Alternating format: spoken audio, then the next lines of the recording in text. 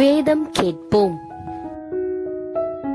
எரேமியா 42 அதிகாரம்.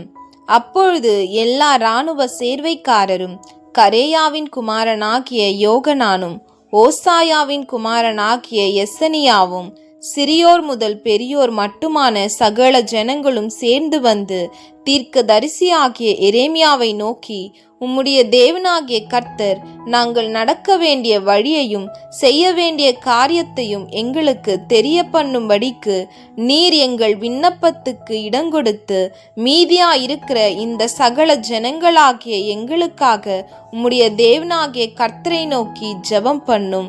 உம்முடைய கண்கள் எங்களை காண்கிறபடியே திரளான ஜனங்களில் கொஞ்சம் பேரே மீந்திருக்கிறோம் என்றார்கள். அப்பொழுது எரேமியா தீர்க்கதரிசி அவர்களை நோக்கி, நீங்கள் சொன்னதை கேட்டேன். இதோ உங்கள் வார்த்தையின்படியே உங்கள் தேவனாகிய கர்த்தரை நோக்கி ஜெபம் பண்ணுவேன். கர்த்தர் உங்களுக்கு மறு உத்தரவாக சொல்லும் எல்லா வார்த்தைகளையும் நான் உங்களுக்கு ஒன்றையும் மறைக்காமல் அறிவிப்பேன் என்றான். அப்பொழுது அவர்கள் எரேமியாவை நோக்கி, உம்முடைய தேவனாகிய கர்த்தர் உம்மை கொண்டு எங்களுக்கு சொல்லி அனுப்பும் எல்லா வார்த்தைகளின் படியும் நாங்கள் செய்யாவிட்டால் கர்த்தர் நமக்கு நடுவே சத்தியமும் உண்மையுமான சாட்சியாய் இருக்க கடவர். அது நன்மையானாலும் தீமையானாலும் சரி, எங்கள் தேவனாகிய கர்த்தரின் சத்தத்துக்கு நாங்கள் கீழ்ப்படிவதினால் எங்களுக்கு நன்மை உண்டாகும்படி நாங்கள் உம்மை அனுப்புகிற எங்கள் தேவனாகிய கர்த்தருடைய சத்தத்துக்கு கீழ்ப்படிந்து நடப்போம் என்றார்கள். 10 நாள் சென்ற பின்பு கர்த்தருடைய வார்த்தை எரேமியாவுக்கு உண்டாயிற்று. அப்பொழுது அவன் கரேயாவின் குமாரனாகிய யோகனானையும் அவனோடிருந்த எல்லா இராணுவ சேர்வைக்காரரையும் சிறியோர் முதல் பெரியோர் மட்டும் உண்டான சகல ஜனங்களையும் அழைத்து அவர்களை நோக்கி, உங்களுக்காக விண்ணப்பம் செய்யும்படிக்கு நீங்கள் என்னை அனுப்பின இஸ்ரவேலின் தேவனாகிய கர்த்தர் உரைக்கிறது என்னவென்றால், நீங்கள் இந்த தேசத்திலே தரித்திருந்தால் நான் உங்களை கட்டுவேன், உங்களை இடிக்க மாட்டேன், உங்களை நாட்டுவேன், உங்களை பிடுங்க மாட்டேன். நான் உங்களுக்கு செய்திருக்கிற தீங்குக்கு மனஸ்தாபப்பட்டேன். நீங்கள் பயப்படுகிற பாபிலோன் ராஜாவுக்கு பயப்பட வேண்டாம், அவனுக்கு பயப்படாதிருப்பீர்களாக என்று கர்த்தர் சொல்லுகிறார். உங்களை ரட்சிக்கும்படிக்கு உங்களை அவன் கைக்கு தப்புவிக்கும்படிக்கும் நான் உங்களுடனே இருந்து அவன் உங்களுக்கு இறங்குகிறதற்கும் உங்கள் சுய தேசத்துக்கு உங்களை திரும்பி வர பண்ணுகிறதற்கும் உங்களுக்கு இரக்கம் செய்வேன்.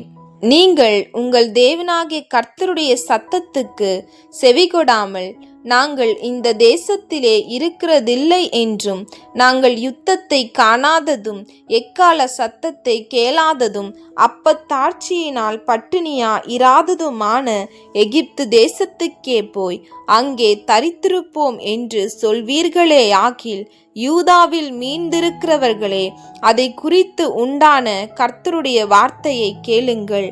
நீங்கள் எகிப்துக்கு போக உங்கள் முகங்களை திருப்பி அங்கே தங்க போவீர்களானால், நீங்கள் பயப்படுகிற பட்டயம் எகிப்து தேசத்திலே உங்களை பிடிக்கும். நீங்கள் ஐயப்படுகிற பஞ்சம் எகிப்திலே உங்களை தொடர்ந்து வரும், அங்கே சாவீர்கள். எகிப்திலே தங்க வேண்டும் என்று அவ்விடத்துக்கு தங்கள் முகங்களை திருப்பின எல்லா மனுஷருக்கும் என்ன சம்பவிக்கும் என்றால், பட்டயத்தாலும் பஞ்சத்தாலும் கொள்ளை நோயாலும் சாவார்கள். நான் அவர்கள் மேல் வரப்பண்ணும் தீங்கினாலே அவர்களில் மீதியாய் இருக்கிறவர்களும் தப்புகிறவர்களும் இல்லை என்று இஸ்ரவேலின் தேவனாகிய சேனைகளின் கர்த்தர் சொல்லுகிறார். என் கோபமும் என் உக்கிரமும் எருசலேமின் குடிகள் மேல் எப்படி மூண்டதோ அப்படியே என் உக்கிரம் நீங்கள் எகிப்துக்கு போகும்போது உங்கள் மேல் மூளும். நீங்கள் சாபமாகவும் பாழாகவும் பழிப்பாகவும் நிந்தையாகவும் இருந்து இவ்விடத்தை இனி காணாதிருப்பீர்கள் என்று இஸ்ரவேலின் தேவனாகிய சேனைகளின் கர்த்தர் சொல்லுகிறார். யூதாவில் மீதியானவர்களே, எகிப்துக்கு போகாதிருங்கள் என்று கர்த்தர் உங்களை குறித்து சொன்னார் என்பதை இந்நாளில் உங்களுக்கு சாட்சியாக அறிவித்தேன் என்று அறியுங்கள். உங்கள் ஆத்துமாக்களுக்கு விரோதமாய் உங்களை மோசம் போக்கினீர்கள்.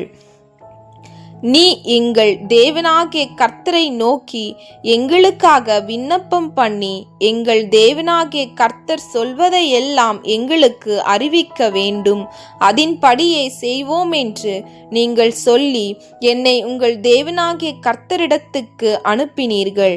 நான் இந்நாளில் அதை உங்களுக்கு அறிவித்தேன். ஆனாலும் உங்கள் தேவனாகிய கர்த்தரின் சத்தத்துக்கும் அவர் என்னை கொண்டு உங்களுக்கு சொல்லி அனுப்பின எந்த காரியத்துக்கும் செவிகொடாமற் போனீர்கள். இப்போதும் தங்கி இருப்பதற்கு நீங்கள் போக விரும்புகிற ஸ்தலத்தில் தானே பட்டயத்தாலும் பஞ்சத்தாலும் கொள்ளை நோயாலும் சாவீர்கள் என்று நிச்சயமாய் அறியுங்கள் என்றான்.